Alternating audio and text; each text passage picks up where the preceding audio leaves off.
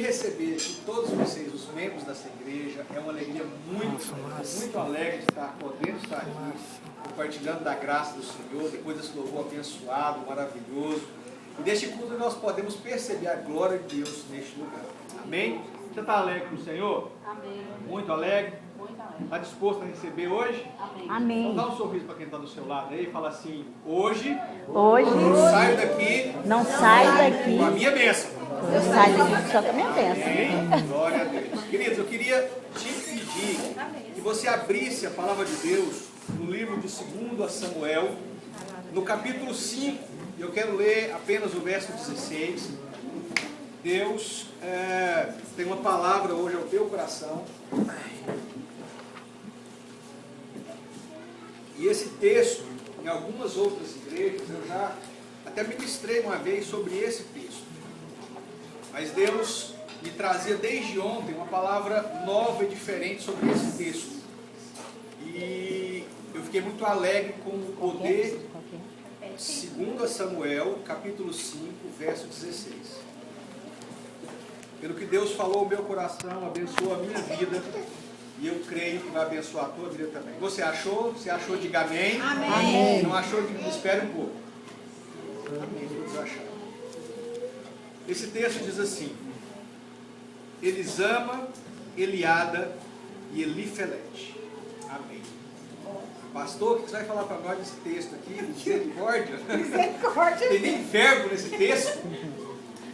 Querido, esse texto é um dos textos mais lindos que eu já tive o prazer de ler a palavra de Deus.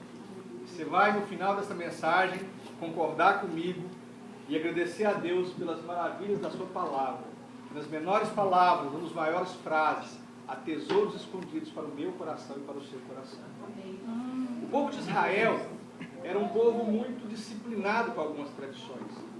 E uma muito séria, que eu acho muito bonito, e eu percebo que não é do povo de Israel, que isso é antropológico, isso é intrínseco à natureza humana, é o de nomear os filhos. Ninguém dava um nome apenas por dar um nome. Quando você vê uma mulher que está grávida, qual a primeira coisa que ela faz? Querer comprar um livro de nomes de bebê. Ela quer ver o nome, né? Achar o significado, qual o nome tem o significado mais bonito.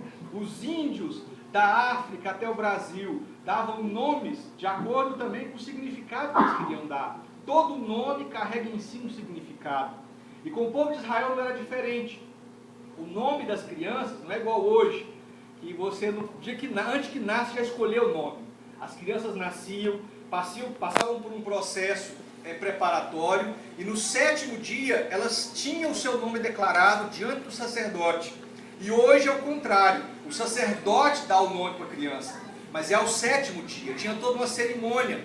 E o nome, naquela época e até hoje no povo judeu, tinha basicamente 3 objetivos: abençoar a criança, declarar sobre ela uma profecia, homenagear alguém ou lembrar uma situação, uma circunstância, e na maioria das vezes era uma homenagem ao próprio Deus. E assim foi também. Esse texto, no verso 13 até o verso 16, fala sobre filhos de Davi e filhas de Davi, que a gente ouve pouco, ou percebe pouco na palavra, falando sobre filhas. Mas são filhos que nasceram em Jerusalém, depois da volta de Davi para Jerusalém. Porque houve um tempo conturbado em que ele foi e teve que enfrentar a revolta do seu filho Absalão. Ele teve que sair de Jerusalém, habitar em Hebrom. E quando ele volta como rei constituído novamente para Israel, ele tem filhos. E a rapinha do tacho, os 3 últimos filhos dos 11 que Davi teve, que nasceu em Jerusalém, eram essas 3 filhas: Elisama, Eliada e Elifelete. E quando quando Davi nomeia essas crianças, essas filhas, ele estava trazendo publicamente uma mensagem sobre as características de Deus que marcaram a vida dele, sobre traços, um resumo da vida e da experiência dele com Deus. Essas 3 mulheres que ele nomeou, ele talvez tenha escolhido os melhores e mais profundos nomes que ele podia escolher para homenagear a Deus e lembrar de tudo aquilo que foi Deus na vida de Davi, que Davi foi através de Deus. E hoje, o primeiro nome que ele deu para essa filha, chama Elisama. Elisama significa Deus me ouve. Nos Salmos, dos 150 salmos que a Bíblia tem, 73 foram escritos por Davi. A grande, talvez não é a metade absoluta, mas a grande maioria, de forma larga e absurda, é o maior escritor dos Salmos. E os Salmos não é um livro lido, os Salmos é um livro de cânticos. Então Davi não só escreveu um poema, ele declarou uma canção falando da sua experiência com Deus. Abra lá no Salmo de número 142. Eu quero ler com você algo que Davi escreveu quando ele estava na caverna de Adulão. Saul perseguia Davi, estava procurando a morte de Davi. Davi só encontrou guarida nessa caverna. E ele ora, e essa experiência, eu creio que o nome que ele deu para Elisama foi em função principalmente dessa experiência que nasce na caverna, dessa oração que foi atendida por Deus. E diz assim: em voz alta clamo ao Senhor, elevo a minha voz ao Senhor, suplicando misericórdia. Derramo diante dele o meu lamento, e a ele apresento a minha angústia. Quando meu espírito desanima, és tu quem conhece o caminho que devo seguir. Na vereda por onde ando, esconderam uma armadilha contra mim. Olha para a minha direita e vê, ninguém se preocupa comigo. Não tenho abrigo seguro, ninguém se importa com a minha vida. Clamo a ti, ó Senhor, e digo, tu és o meu refúgio, és tu que tenho na terra dos viventes. Dá atenção ao meu clamor, pois estou muito abatido. Livra-me dos que me perseguem, porque são mais fortes do que eu. Liberta-me da prisão e renderei graças ao teu nome. Então os justos se reunirão à minha volta, por causa da tua bondade para comigo. Ele orou, ele estava sozinho. E às vezes nós nos encontramos em cavernas, escondidos, em cavernas da aflição, cavernas da depressão, em situações que a gente quer correr de todo mundo. Parece que os amigos fogem, parece que os parentes não dão importância para você. Você se sente o cocô do mosquito, do cavalo do bandido. A última pessoa da face da terra que alguém vai olhar. Mas ainda que você esteja se sentindo a pior das pessoas, Davi esteve nessa situação, ele orou a Deus, e ele teve o conhecimento de que Deus o ouvia. Na caverna ele disse, ninguém se importa comigo. E o que eu acho interessante, amo essa passagem, porque eu tenho certeza que ele orou e pediu um exército, porque um exército perseguia. Deus mandou para a caverna 400 homens, só os endividados, só os que estavam fugindo da polícia, só os malandros, os mendigos, os pobres, os que não tinham casa, os sem teto, sem terra, e tudo. Quem não prestava foi estar com Davi. Você pensa, mas como é que Deus ouve? Ele orou e pediu que alguém se importasse com ele. E Deus manda para ele uma multidão de homens que precisava de alguém que se importasse com eles. Davi, ao invés de olhar por isso, valorizou aquilo que Deus entregou. E que eu acho bonito no livro de 2 Samuel, no capítulo 23, é que 3 desses homens, Davi estava nessa mesma caverna, e o exército estava às portas de Jerusalém, e ele suspira, ele não fala com ninguém, ele suspira, e fala assim, quem me dera beber daquela água que tem lá naquele poço, na entrada de Jerusalém. 3 homens se levantam no meio da madrugada, esgueirando-se pelo exército inimigo, vão até aquela cisterna, tiram um copo de água e saem correndo com um copo de água na mão para levar para Davi. E chega para Davi, Davi, você queria água, está aqui a água, lá do poço de Belém, que fica a entrada de Jerusalém. Davi fica tão emocionado com aquilo que fala assim, Deus me livre de beber uma água que custou a vida de vocês. E ele despeja no chão. Mas eu quero dizer nessa noite, esse mesmo Davi que orou e falou assim, ninguém se importa comigo, achou 3 pessoas para dar a vida por ele. Ei, você tem um Deus que está disposto a dar a vida por você. Ele ouve a sua oração. O diabo quer falar no seu ouvido que você não é digno de orar, que você não pode orar, que você não pode levantar a tua voz, porque Deus não vai ouvir a tua oração. Eis que estão abertos os meus ouvidos para a oração que se fizer neste local. Aleluia. O Senhor te ouve, o Senhor ouve o teu clamor. Quer ver confirmação disso? Abra lá, Isaías 59, verso 1. Isaías capítulo 59, verso 1. A Bíblia confirma a Bíblia. Eu não vou falar algo para você que está só no meu achômetro. A Bíblia... Isaías 59, verso 1, diz assim: vejam, o braço do Senhor não está encolhido, que não possa salvar, e nem o seu ouvido surdo, para que não possa ouvir. Agora vai mais um pouquinho. Isaías capítulo 65, verso 24. Olha que linda essa palavra, irmão. Eu amo essa palavra. Essa palavra é maravilhosa. E fala assim: antes que clamem, eu responderei. Ainda não estarão falando, e eu os ouvirei. Você pode dar glória a Deus por isso? Você pode dar glória a Deus por Senhor por isso? Ele te ouve. Ele exige que você abra a tua boca. Mas antes de você abrir a tua boca, Ele já sabe o que você precisa e já está trabalhando para isso na sua vida. Quer ver outra confirmação? Se você não creu ainda, abra lá agora. João capítulo 11, verso 41 e verso 42. Fala assim. Então, João capítulo 11, verso 41 e verso 42. João está no Novo Testamento. João está no Novo Testamento, tá? João.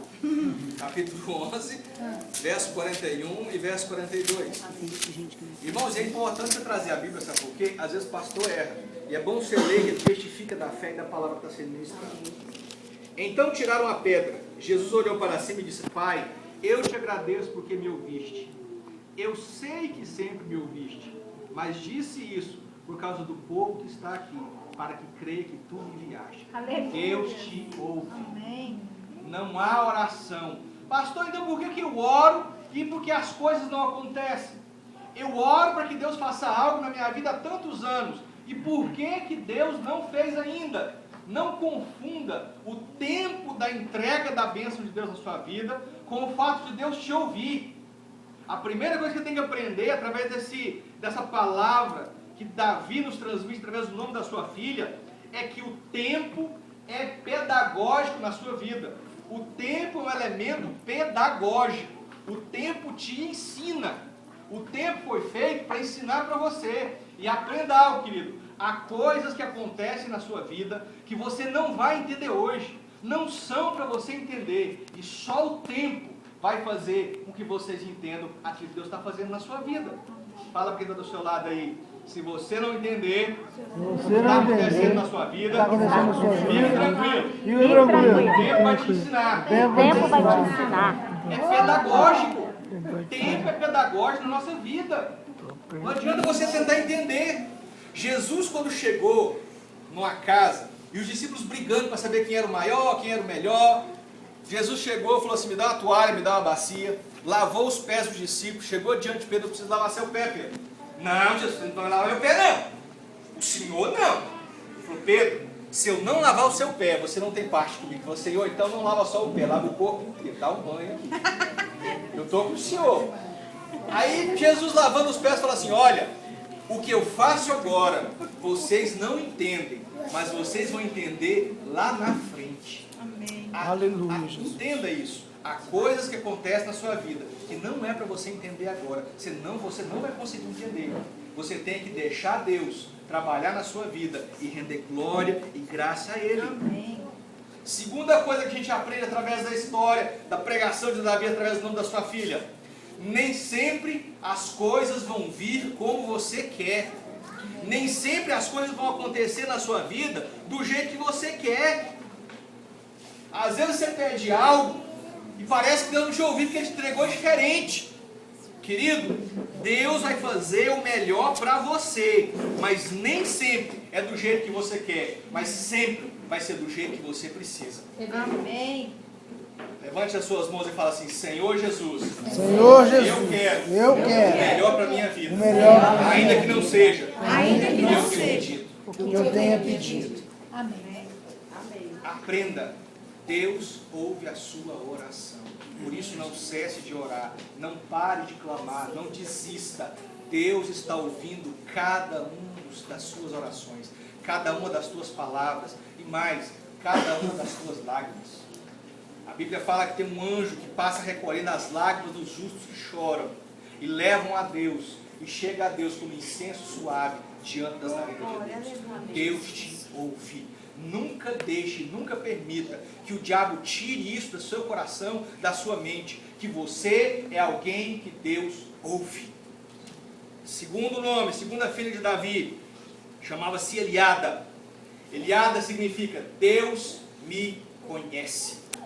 Querido, o que eu acho interessante é que nós vivemos num sistema solar com uma estrela, milhões de quilômetros de extensão. Esse sistema solar está dentro de uma galáxia chamada Via Láctea. E nessa Via Láctea existem 200 bilhões de estrelas como o Sol. E existem 170, no universo conhecido, 170 bilhões de galáxias. Agora pega o seu celular, o seu iPad, o seu iPhone e tenta fazer essa conta. 170 bilhões vezes 200 bilhões.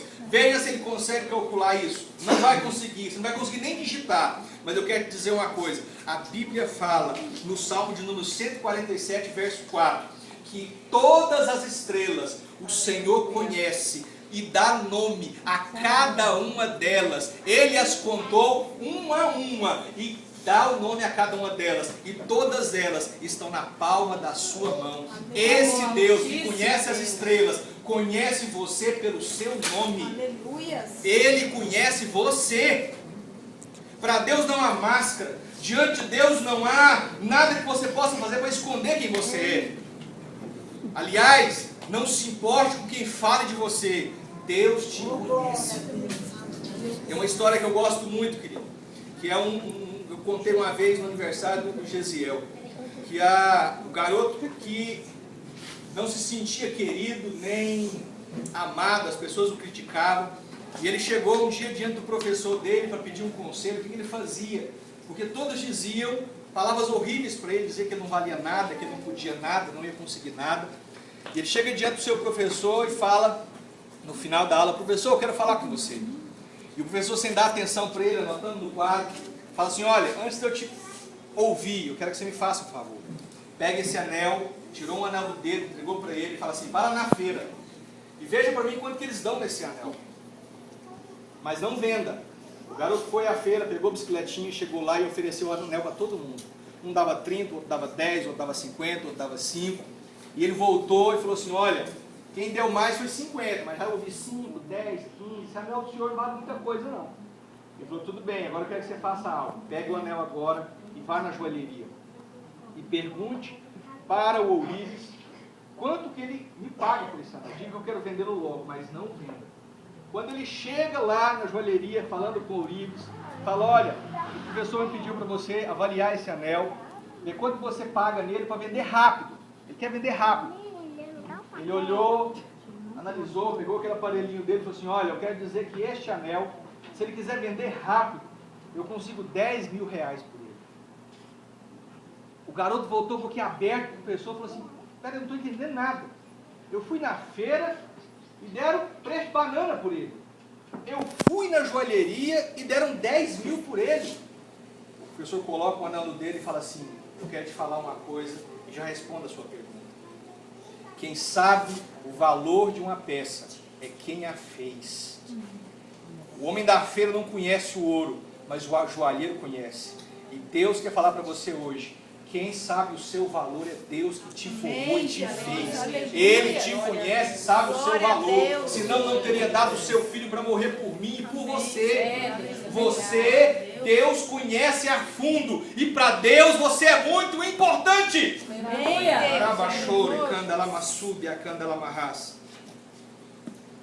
Agora Ele conhece você, querido, muito mais do que você mesmo. Ele conhece eu e você muito mais do que nós mesmos. E às vezes o que falta em nós é conhecermos quem é Deus na nossa vida, é conhecermos quem nós podemos em Deus. Sabe?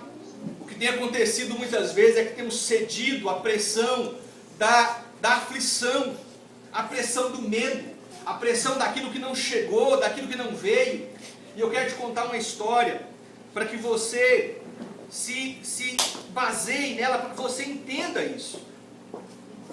Deus demora para te entregar as coisas, porque Ele está te dando estrutura para receber aquilo que você tem que receber. Aleluia, glória a Deus. Sabe, uma vez eu já tentei na academia fazer halterofilismo, né? Esse corpo meu é de musculação, tá? Isso aqui não é gordura, é músculo, né? Bem macinho, molinho, né?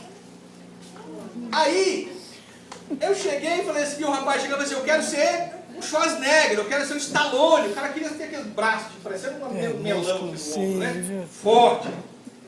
Aí eu falei assim, então é o seguinte, você vai começar, ele pensou que ia chegar e começar naquele peso grande. Ia pegar lá e começar a malhar, bonito, tirar foto. O cara pegou 1 quilinho de 2 quilos e falou assim, começa com isso aqui. Repete, faz várias vezes. E começa, mas eu quero ficar grande, eu não quero ficar... Não, começa é assim. Aí você passa por 2 quilos, 3, 4, 5, 10, 15 e 20. À medida que o seu corpo vai criando estrutura, mais peso vai sendo dado para você, mais carga vai sendo dado para você, mais vai ser entregue para você. Deus está preparando a sua estrutura para aquilo que Ele tem para entregar para você. Aleluia, Jesus. Não murmure, pare de achar que Deus não dá valor em você, pare de falar que Deus não olha para você. Deus está te dando estrutura. Fala para quem está do seu lado aí, se Deus ainda não te entregou o que Ele te prometeu, Se Deus ainda não te entregou o que Ele te prometeu, fique tranquila, fique Ele tranquilo. está te preparando. Está te preparando. Senão você vai se esborrachar. Agora, pastor, o que eu tenho que fazer enquanto Deus não me dá? Você vai fazer como uma mulher do fluxo de sangue. Sabe o que eu acho interessante nela? O ministério de Jesus durou 3 anos. E a Bíblia fala que a enfermidade dela durou 12. Durante 12 anos ela teve uma hemorragia que não parava. As mulheres que passam por isso todo mês sabem tanto que isso enfraquece no final do mês. Agora imagine uma hemorragia constante, uma menstruação que não para. 12 anos esvaindo sem sangue. E olha, 9 anos ela passou sem conhecer Jesus. Quando ela conheceu Jesus, Jesus se fez conhecer, já estava no 3º ano do ministério dele. E ela pegou e foi atrás da cura. Agora o que eu acho interessante, sabe o quê? Ela não ficou esperando em casa. A Bíblia fala que ela gastou todo o seu dinheiro indo de médico em médico. Ela gastou todo o seu dinheiro tentando encontrar a cura. Enquanto não vinha a cura definitiva, ela tentou e lutou. O que eu quero dizer para você? Enquanto a bênção de Deus não chega na sua vida, sobreviva. Lute, não deixe de lutar. Se Deus ainda não deu a grande empresa sua, trabalhe na pequena que Deus te entregou. Enquanto Deus não transformou o seu marido, não transformou a sua esposa, continue a orar, continue a batalhar, procure meios, procure caminhos que Deus vai colocar na sua presença. Sobreviva. Se aquela mulher não procura tratamento antes, ela tinha morrido antes de Jesus chegar na vida dela. Ela tinha morrido antes. Tinha morrido e não tinha recebido a cura. Tem muita gente que tem morrido no meio do caminho. Tem muitas pessoas que têm morrido no meio do caminho porque parou de lutar, porque desistiu. A aflição o consumiu, a luta o derrotou. Deixa eu te contar outra história. Sadraque, Mesaque e Abdinego estavam à beira da fornalha, quentíssima, atados, amarrados. E a Bíblia fala que eles foram jogados lá, mas havia um 4º homem na fornalha, que não deixou que eles fossem mortos, não deixou que eles fossem queimados. Mas o que eu acho interessante é que quando o rei falou assim, olha lá, vê como é que eles estão. Falou assim, ó, jogamos 3, mas tem 4. Jogamos 3 amarrados, mas eles estão com as mãos livres e andando livremente pelo fogo. A aflição e o fogo na sua vida só queima o que te atrapalha. A luta vem na sua vida para tirar o que te atrapalha de andar, para tirar o que te atrapalha de vencer. Não murmure, porque esse é instrumento de Deus para te libertar. Aleluia, Jesus. Às vezes você está tão preso num emprego, tão preso num estilo de pensamento, num estilo de vida. Eu conheci um amigo meu, conheço um amigo meu, né? Que ele vivia tão amarrado com mulheres, bebidas, festas, que ele não conseguia sair disso. Um dia veio uma aflição na vida dele, para ele conseguir se libertar dessa vida que ele tinha. Muitas vezes essa aflição vem para tirar algo na sua vida que precisa ser arrancado e que te atrapalha receber aquilo que o Senhor vai te dar. Fala quem está do seu lado. Se alegre na adversidade. Se alegre na adversidade. Deus Porque está te preparando. Deus está te Te preparando. livrando. Te livrando. Te atrapalha.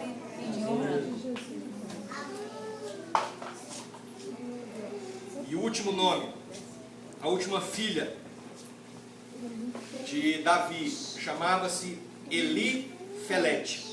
Vocês podem observar que todos os três nomes começam com Eli, e Eli significa Deus. E Felete, ou Palete, no hebraico antigo, ele significa libertação, ele significa salvação, ele significa resposta, ele significa resgate. O nome de Elifelete significa Deus é a minha salvação. Em outros pregadores, outros tradutores gostam de traduzir também, Deus é a minha libertação, ou Deus é aquele que me responde. Deus é aquele que me responde. Abra lá em Salmo, capítulo 50 e verso 15.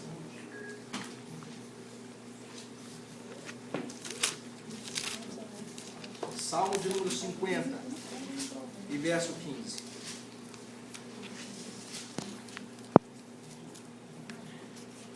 Diz assim a palavra do Senhor: e clame a mim no dia da angústia, e eu livrarei, e você me honrará. Amém? Agora abra lá, Colossenses capítulo 1, verso 13 e verso 14.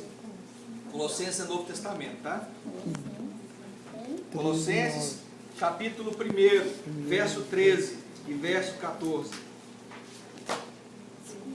Diz assim: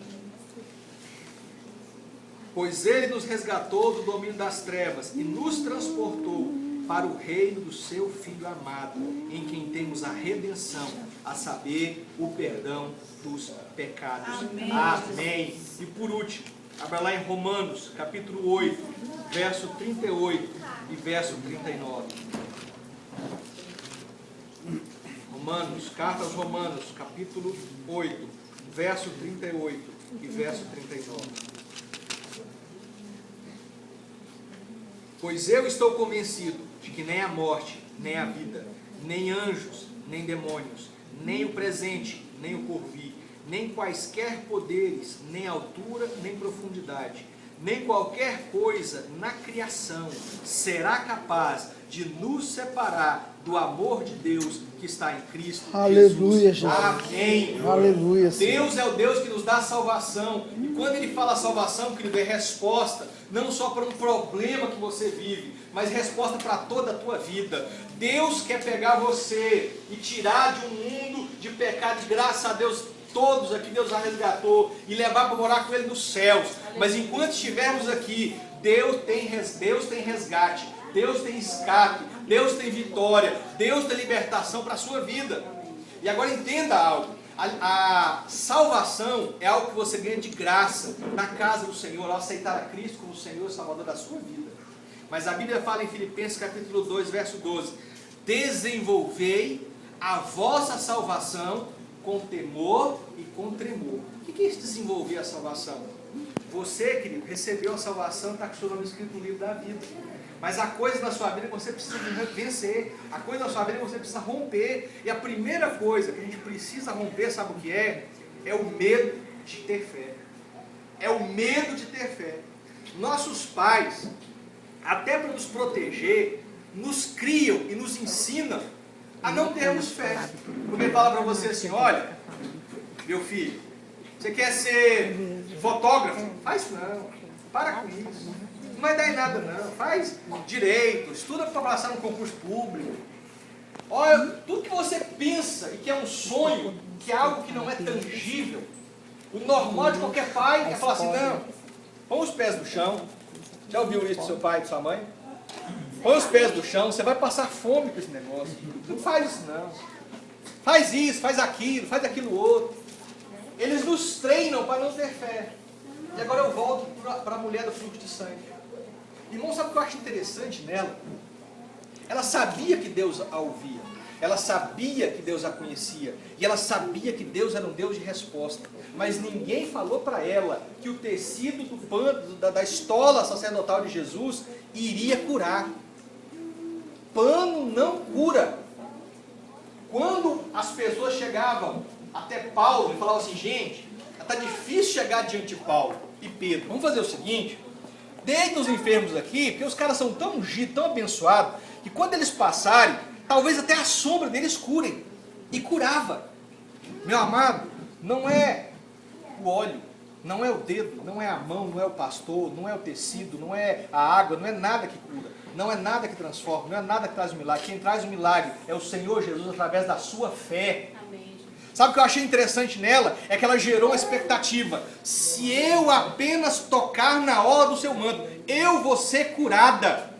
E ela foi com fé e foi curada. Pastor, o que você quer dizer para mim através disso? Eu quero dizer para você que deixou de sonhar porque estava difícil, porque está demorando demais. Volte a sonhar, meu querido e minha querida. Você que largou o ministério, volte para o ministério, porque Deus tem bênção para você. Gere essa expectativa de novo. Pastor, mas eu me frustrei. Pastor, mas eu errei. Pastor, mas eu corri. Querido, gere expectativa em fé e Deus vai te honrar. Você parou de sonhar com aquela casa? Volte a sonhar com a casa. Comece a anotar como você a quer. Você parou de sonhar com o marido? Anote como ele é, detalhadamente. E o Senhor vai entregar na sua mão. Amém.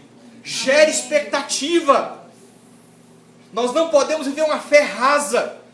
Homens e mulheres rasos da fé.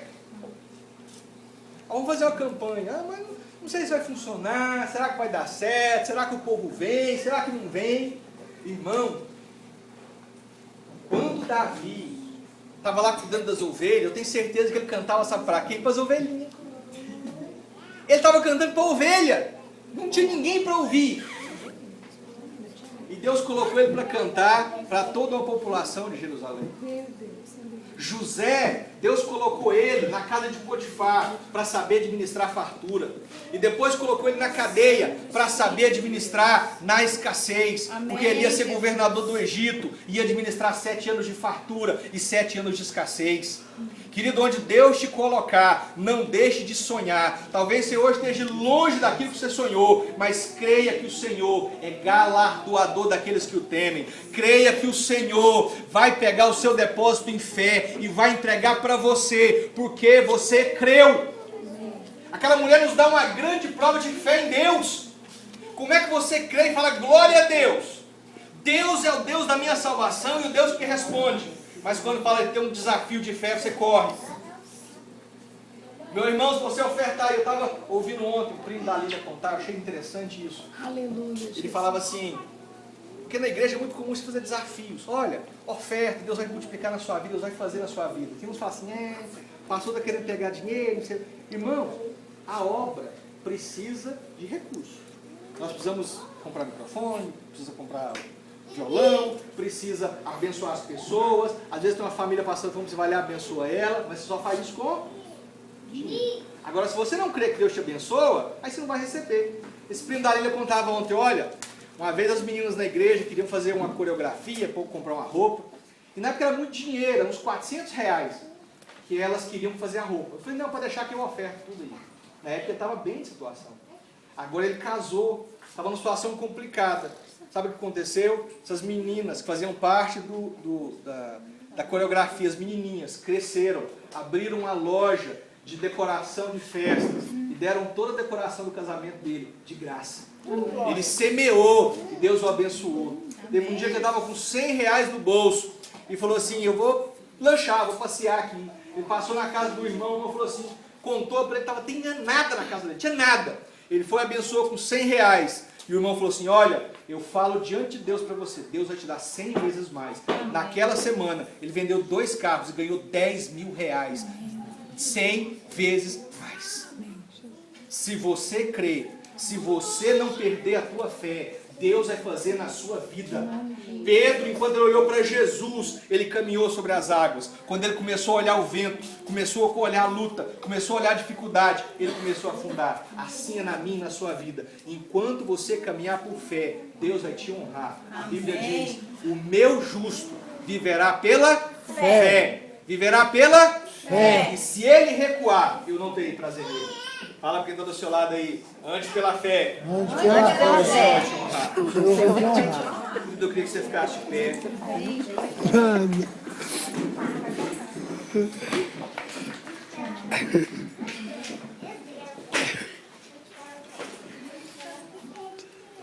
Eu tenho que me policiar aqui, irmão, porque eu não paro no horário. Eu acabo falando demais. Mas eu quero falar algo ao seu coração nessa noite. Ai, meu irmão. Davi foi um grande homem, mas não foi um homem infalível. Ele foi um homem que teve pecados, que errou, que caiu, levantou. Mas a grande qualidade de Davi é ser uma pessoa que conhecia Deus.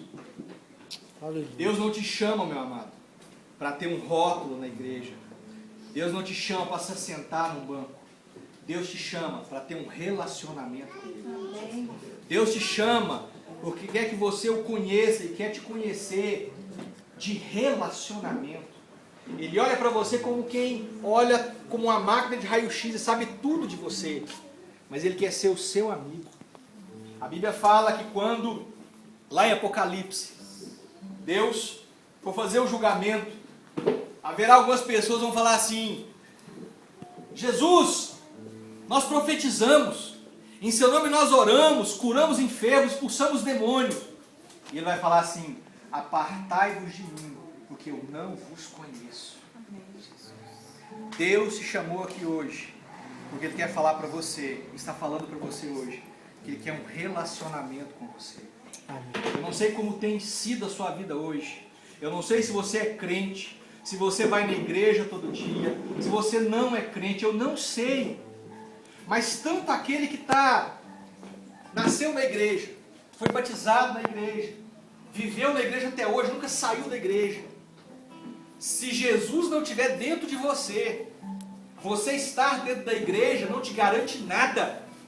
É Jesus que tem que estar dentro de você, é o Espírito Santo, é relacionamento com Ele, é isso que vai mudar a sua vida e a minha vida. É relacionamento. Deus está te chamando hoje para ter um relacionamento com você. Ele tirou Davi de trás das malhadas e colocou no reino.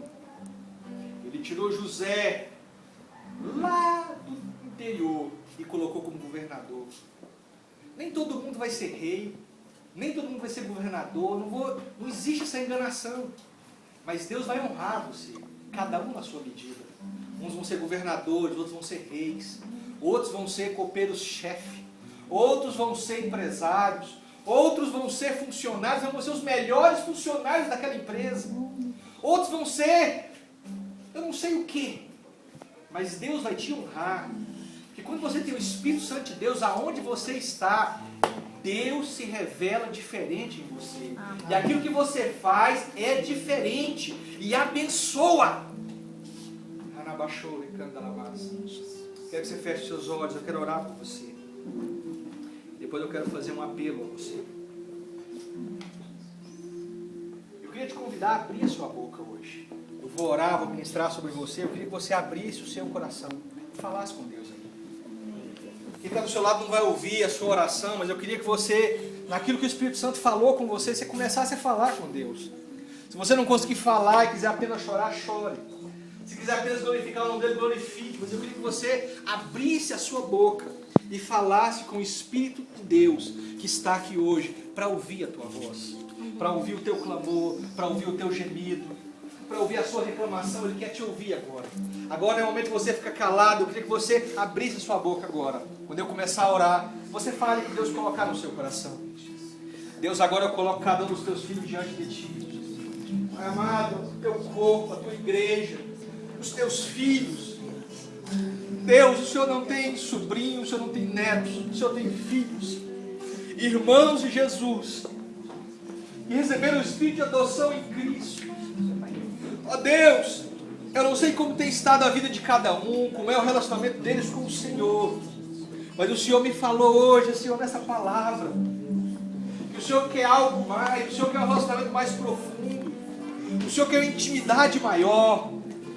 O Senhor quer se encontrar e individualmente com cada um deles, não só na igreja, Senhor, mas o Senhor quer encontrar comigo, com os meus irmãos, no canto do quarto, no carro, Pai, no nosso trabalho, enquanto caminhamos, Senhor, enquanto deitamos, enquanto nos assentamos. Ó Deus, há um relacionamento quebrado. Senhor, Harabashore, Candalamas, há ministérios quebrados. Harabassub, Candalamas, histórias não continuadas. Pai, porque deixamos de crer, porque deixamos, Pai amado, de criar expectativa no Senhor. Expectativa no homem é falha, Pai, mas expectativa no Senhor não se frustra. Não se frustra. Não se frustra. Deus, eu quero te louvar, porque o Senhor hoje acolhe cada um dos teus braços. Eu queria fazer outro pedido. Eu não conheço a vida, não sei como está a sua vida, mas eu quero te convidar hoje a ter um relacionamento com Deus. Eu não estou convidando crente, descrente, desviado, é todos. Crente antigo, crente novo. Eu estou falando de ter um novo nível de intimidade com Deus. Amém, Jesus. Eu não estou falando de coisa tão reles ou simples como, eu pequei, eu estou desviado, eu quero voltar. Não, não é isso. Se você veio e está nessa situação, glória a Deus. Deus está aqui para você também. Mas a todos que querem um novo nível de relacionamento com Deus, que querem a partir de hoje andar com Deus e conversar com Deus de forma diferente, eu quero te convidar a estar aqui à frente. Nós vamos orar por você. Alguém